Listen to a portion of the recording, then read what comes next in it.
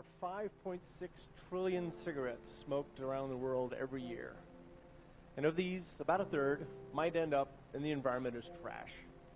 And the question we have today is, why are people just like you and me who would never throw a bottle or a can out their window still throwing their butts out into the environment? And it's a big question, maybe a small problem, but let's find out. To illustrate this, though, I want to tell you a story. I want to tell you a story about my campus, San Diego State University, which is a beautiful place. It's a garden-like environment in Southern California, where there are some beautiful ponds and beautiful trees and beautiful girls and beautiful boys, and only about 10% of them smoke. And that's not very many. California, there's very little smoking going on because we've had a very serious effort to try to understand and to prevent the health consequences of smoking. Well, what we do on Earth Day every year on our campus is try to do a cleanup project. That is to send out students, 50 or so students, who go across the campus and pick up every single cigarette butt that they can. And this has been going on for the last 3 years. And so how many do you think that 50 students in 1 hour on a 1 square mile campus could pick up? 1,000? 5,000? 10,000? Actually, it's over 20,000. And if you think about that, every year, that's a lot of butts. But that's not even a small part of the environmental problem. So we should think about this globally too. And and understand what the impact might be on our beaches and our waterways and whether or not these things are toxic. And so every year, there's another organization that does something called the International Coastal Cleanup. And they go around with volunteers and pick up every single piece of trash that they can find on all the beaches that participate in this. This is throughout the world. And what do you think the single most picked up item is? Well, it's up here on the slide. It's cigarette butts and their filters. And it's millions and millions and millions of these. It's about a third of all of the stuff that's picked up in these coastal cleanups every year. And that's a lot of trash. But what does that do? Is that something that we need to be concerned about? Well, we know that in cigarettes there's over 4,000 chemicals, 50 of which are carcinogens. And there's ethyl phenol and polonium-210 and a whole bunch of other really bad actors.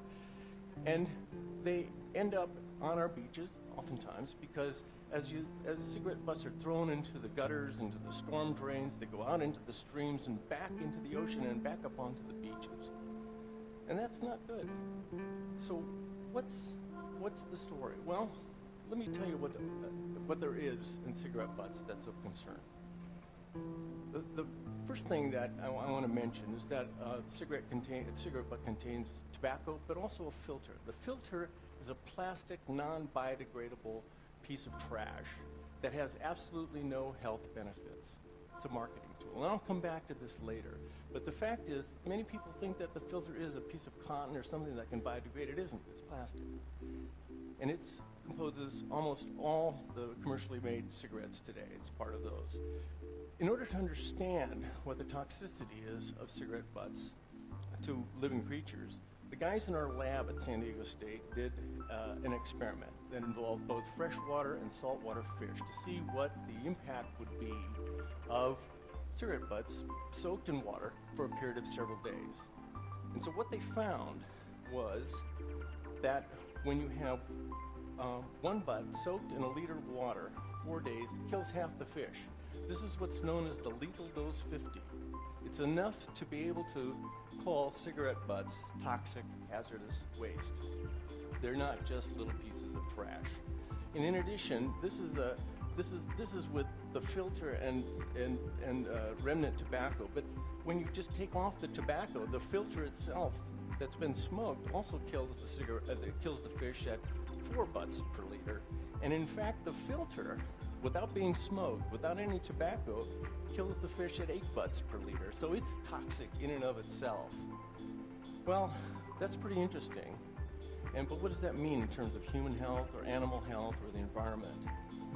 Well, there's a lot of butts. And what we need to do is understand what the health effects might be. Well, we understand also that kids and animals are indiscriminate eaters. And in fact, there's lots of reports of children having consumed cigarette butts and getting sick. And in fact, dogs, and I have this dog who can eat anything, including tennis balls and flip-flops, and probably cigarette butts. And it only takes 2 cigarette butts to cause a dog to have nicotine toxicity. So those effects are possible.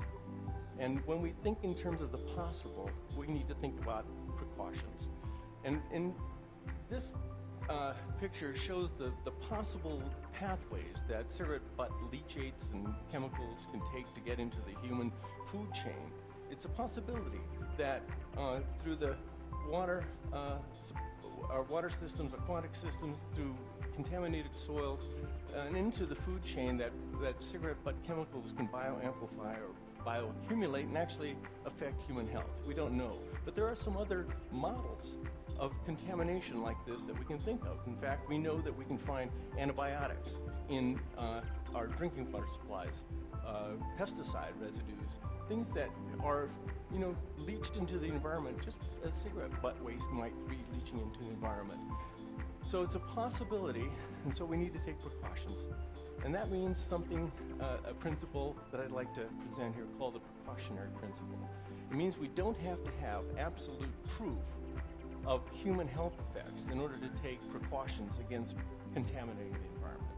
And I submit that we have enough information here to think about this, at least, as a principle dealing with cigarette butt waste. Well, what to do? Well, the first thing, as we're doing here today, is to raise awareness about the issue of cigarette butt waste in the environment. We see them all the time, you notice them, and you're going to notice them a lot more after today's talk. And I'd like to play a little public service announcement done by one of the groups that we work with, the Legacy Foundation in Washington, D.C., which is a nonprofit public health organization. So let's hear this.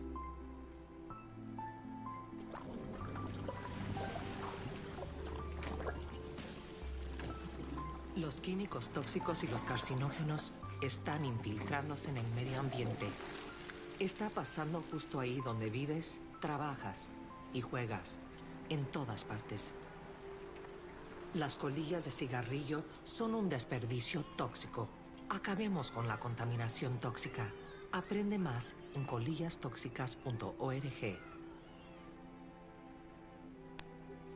So Legacy released this during Earth Day last month and won an award for being the best ad for Earth Day on television. So what else?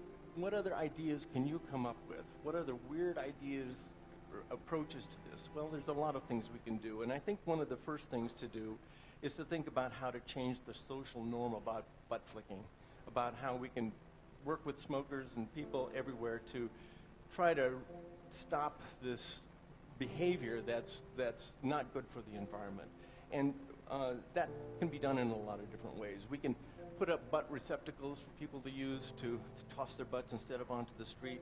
We can think about banning smoking in all parks and beaches. I'm not sure if that has happened here in Ibiza, but the first smoke-free beach was in Hanauma Bay in Hawaii in 1993, and now throughout Southern California, almost all of the beaches are smoke-free, and nobody died, and everybody still keeps coming to the beaches.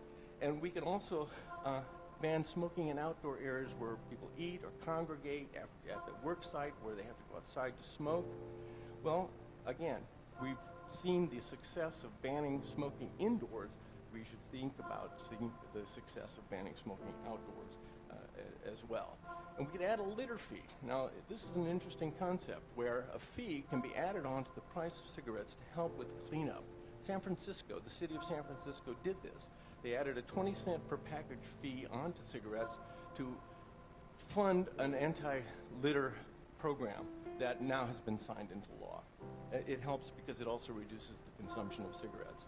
We can add a deposit return scheme to the sale of cigarettes, just like we do with bottles and cans. And this is a very important one. This might have some legs because it's part of what we call take-back.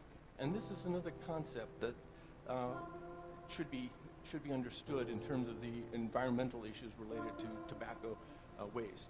Because we think about take-back already with things such as paint and electronics and tires, things that we buy that have to be taken back and disposed of properly.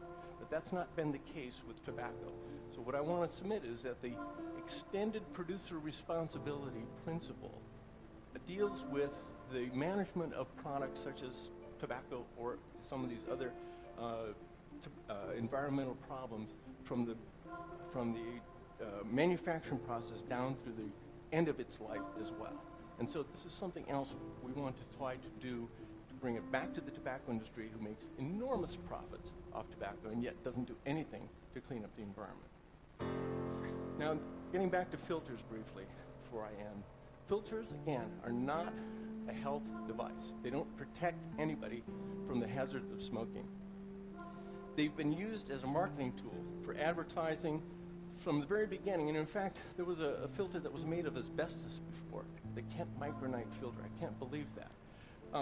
They've been more recently involved in trying to label cigarettes as light or ultra light so that you think you're getting something less in terms of the toxins, but it doesn't work that way. They're toxic, and the environmental issues related to these now, I think, are also something that we should consider as important. So what my big new idea, the idea that I'd like to share with you today, is to ban the sale of filtered cigarettes. I know this sounds completely backwards. As a public health person, I want something to be safer, but they're not safer.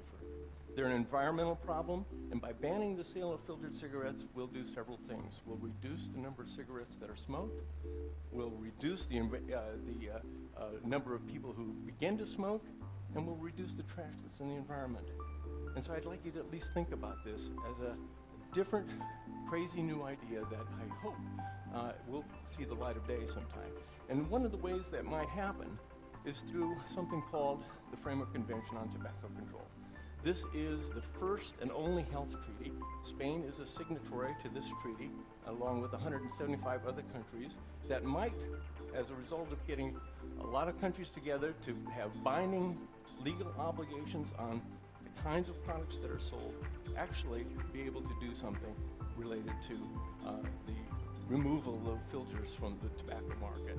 So it's a strange new idea that probably doesn't sound right to begin with, but I invite you also all to think about what you might do to come up with some new ideas to prevent this issue of cigarette butt waste in the environment.